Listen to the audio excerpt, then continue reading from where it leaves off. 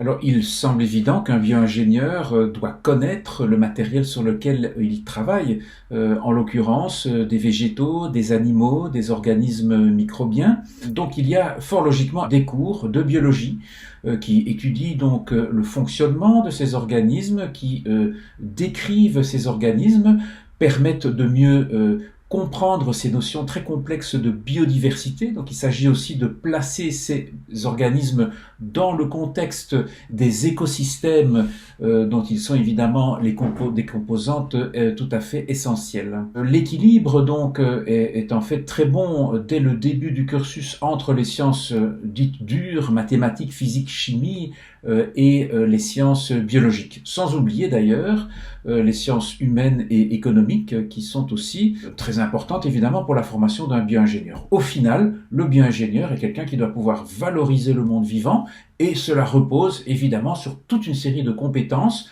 notamment de compétences pour la compréhension donc du monde vivant.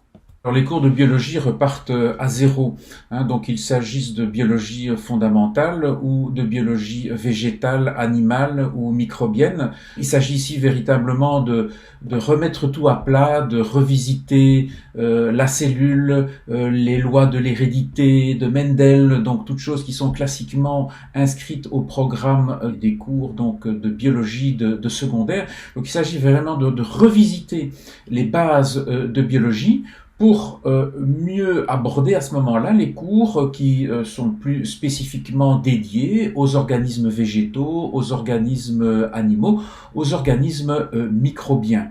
Alors, la plupart d'entre vous n'a pas fait de biologie végétale. Je suis, moi, titulaire donc des enseignements de biologie végétale.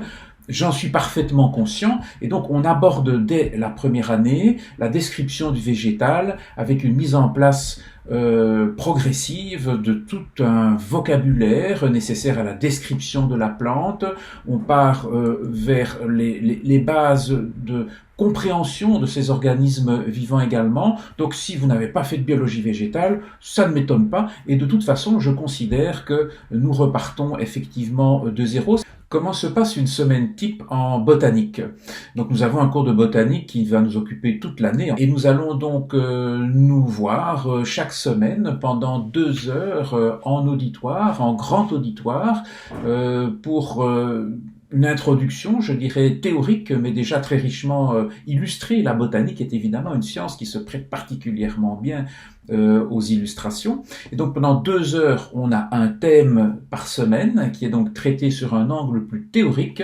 Et ces 2 heures de théorie sont suivies au cours de cette même semaine, donc par 2 heures de travaux pratiques qui se font par petits groupes d'une trentaine d'étudiants. Donc ça, c'est un avantage évidemment important.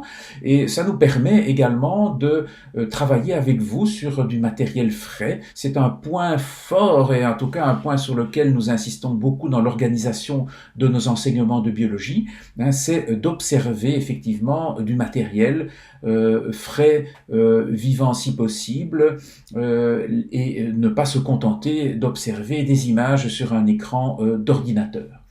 L'activité donc hebdomadaire, donc 2 heures de théorie, 2 heures de travaux pratiques, est toujours complétée par la possibilité qu'a l'étudiant d'interagir de façon personnalisée sur la matière au cours de séances de monitorat qui sont donc des séances de questions-réponses en quelque sorte où un étudiant, une étudiante peut parfaitement donc rencontrer à titre individuel un assistant, une assistante pour clarifier les points de matière qui seraient utiles.